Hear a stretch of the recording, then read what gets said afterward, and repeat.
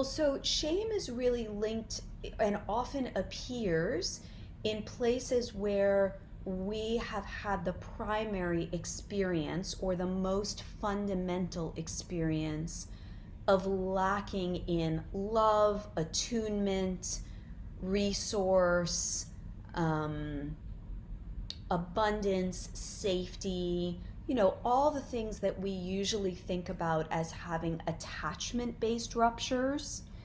I don't use that kind of language in general because to me, attachment work suggests that this is familial only and that it can be healed in one lifetime looking at one particular familial pattern.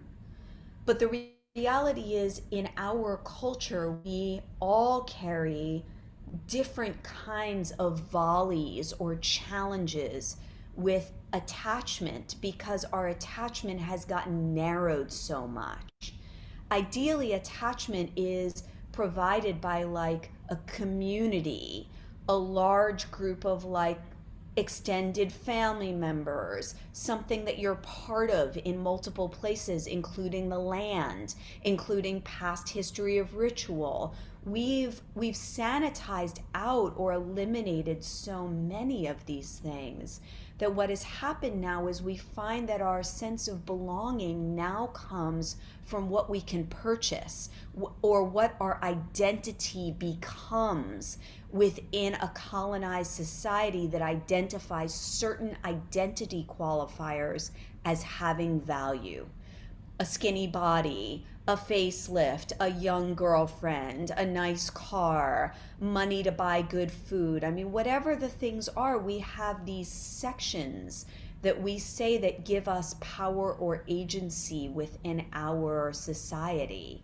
And so, because we are devoid of these larger structures that inform existence, visibility, being seen, being witnessed, which should never boil down to one father and one mother.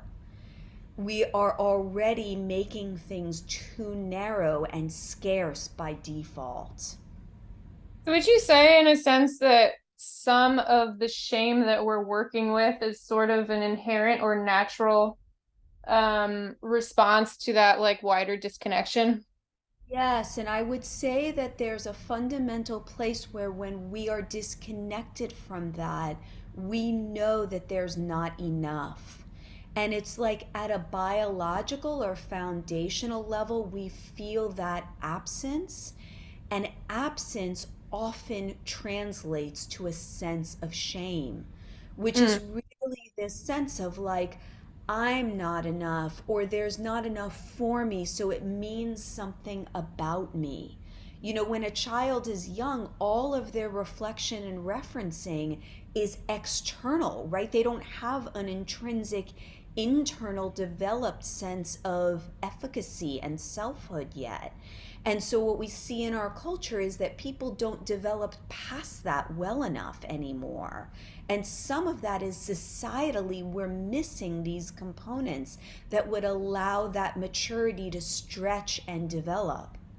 And so it's like hampered in all of these places. And I have this ongoing argument with the psychological community that we're narrowing it too much to being about like my parents and your parents and our family, right? This thing is huge.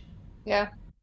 This Yeah, I thing get is huge. that sense more and more. Like the further I go in my path, the more that the childhood aspect feels just like one piece of a fractal.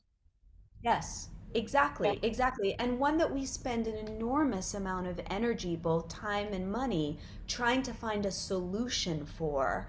And I always say that the solutions are only there at the very early stage when like you need more self-development, but you should be moving past that stage. And as a culture and as a culture in psychology, we have not moved very far past that stage.